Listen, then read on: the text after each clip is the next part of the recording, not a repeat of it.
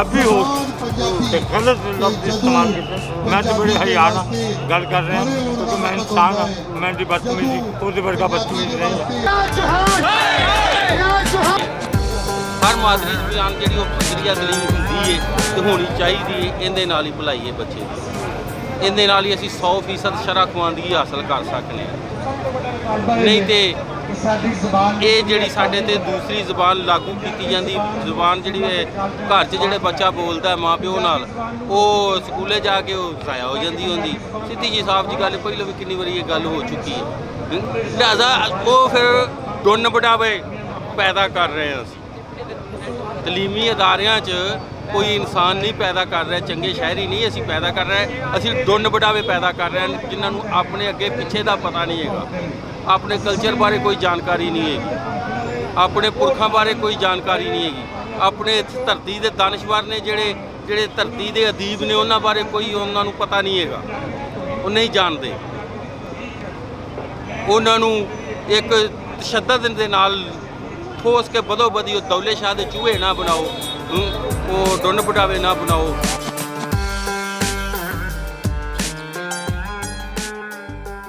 ख्वाजा सराम और मैनू इस चीज़ का पता चलिया और मैं किसी जाने लगे जिसमें मैंने इतने आना होया और मैं बिल्कुल दिल ना लाइया इस हवाले कि पंजाबी जोड़ा कल्चर है, पंजाबी जी जुबान है, यह पाकिस्तान हिंदुस्तान आज़ाद होने तो पहले जो पहले तो आके गोरिया ने आके वंड पा दी, पंजाब को इन्ने हिस्सियां च कर दिता।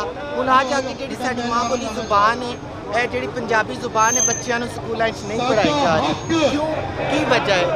सिंध च पढ़ाई जा रही है उन्होंने माँ बोली सिंधी जुबान, बलोचिस्तान च पढ़ाई जा रही है उन्होंने बलोची जुबान, KPK च पख्तून पढ़ाई जा रही है।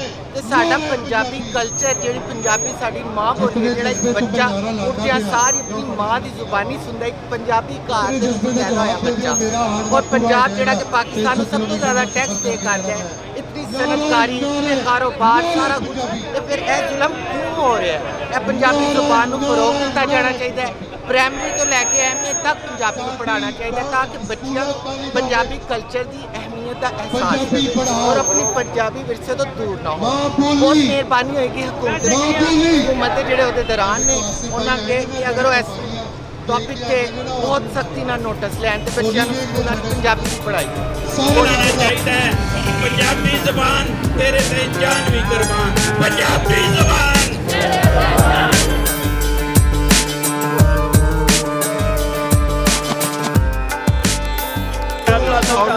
मैं उनको कहना और शर्म करो और हया करो, तेन क्यों नहीं कहना चाहिए जो पंजाबी ज़बान के बारे पंजाबी हो तो गलत लफ्ज़ इस्तेमाल किए। मैं तो बड़े हरियाणा गल कर रहा क्योंकि मैं इंसान हाँ, मैं बदतमीजी उसके वर्गा बदतमीजी नहीं है। लिहाजा मैं कहना कि इज्जत करवाओ, इज्जत करो और इज्जत करवाओ, बस एक कोई हल है। प्यार दो, प्यार लो,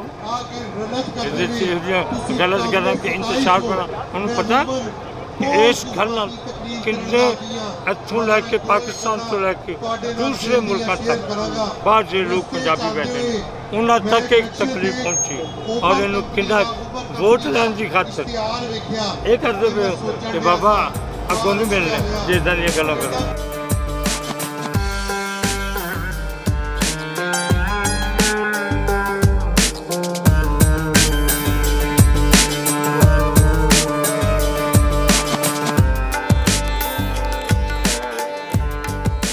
घट इतने नहीं हो रहा, सारे पंजाब के शहरों होंगे ने और अपनी जुबान के हकले होंगे ने ते इस असी सानू तीन माजा से लड़ना पै रहा है।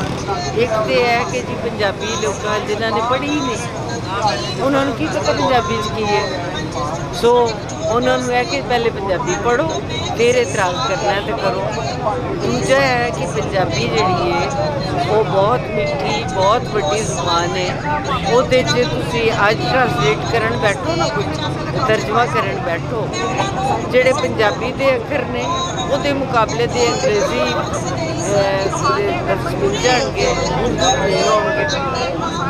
सो इसका मतलब है कि एक वड्डी जुबान दूसरी वड्डी जुबान के मुकाबले से रखी जा सकती है, तो उस वड्डी जुबान नूं असीं ਸਕੂਲਾਂ ਦੇ ਬੂਹੇ ਤੋਂ ਬਾਹਰ ਰੱਖੀਏ। ਇਹ ਤੇ ਕੋਈ ਇਨਸਾਫ ਦੀ ਗੱਲ ਨਹੀਂ। ਇਹ ਇਨਸਾਫ ਲੈਣ ਲਈ ਅਸੀਂ ਦਰਜਾਂ ਦੇ ਵਿੱਚ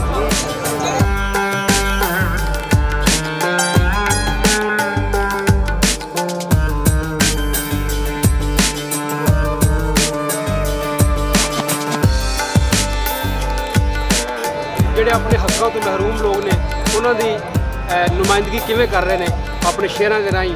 ਅੱਜ ਵੀ ਉਹਨਾਂ ਦੇ ਸ਼ੇਰ ਬੋਲਦੇ ਨੇ ਔਰ ਉਹਨਾਂ ਦੇ ਸ਼ੇਰਾਂ 'ਚ ਪੰਜਾਬ ਬੋਲਦਾ ਹੈ। ਫਰਮਾਉਂਦੇ ਨੇ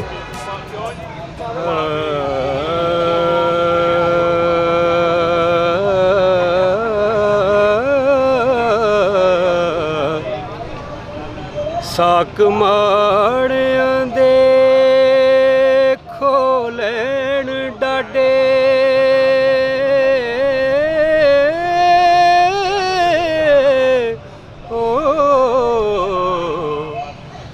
ਸਾਕ ਮਾੜਿਆਂ ਦੇ ਖੋ ਲੈਣ ਡਾਡੇ ਅੰਨ ਪੁੱਜਦੇ ਉਹ ਨਹੀਂ ਬੋਲਦੇ ਨੇ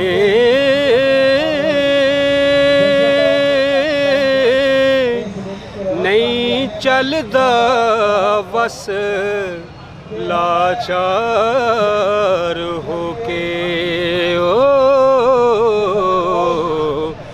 ਮੋਏ ਸੱਪ ਵਾਂਗੂ ਵਿਸ ਖੋਲਦੇ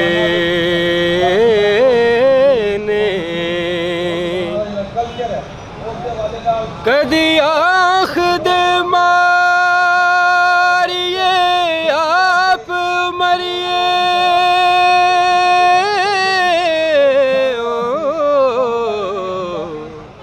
ਕਦੀ ਆਖਦੇ ਮਾਰੀਏ ਆਪ ਮਰੀਏ ਪੈ ਅੰਦਰੋਂ ਬਾਹਰੋਂ ਡੋਲਦੇ ਨੇ ਗੁਣ ਮਾੜਿਆਂ ਦੇ ਸੱਬੇ ਰਹਿਣ ਵਿੱਚੇ ਓ ਮਾੜੇ ਮਾੜਿਆਂ ਥੀ ਦੁੱਖ ਫੋਲਦੇ ਨੇ। ਪੰਜਾਬ ਜ਼ਿੰਦਾਬਾਦ, ਪੰਜਾਬੀ ਜ਼ੁਬਾਨ ਜ਼ਿੰਦਾਬਾਦ।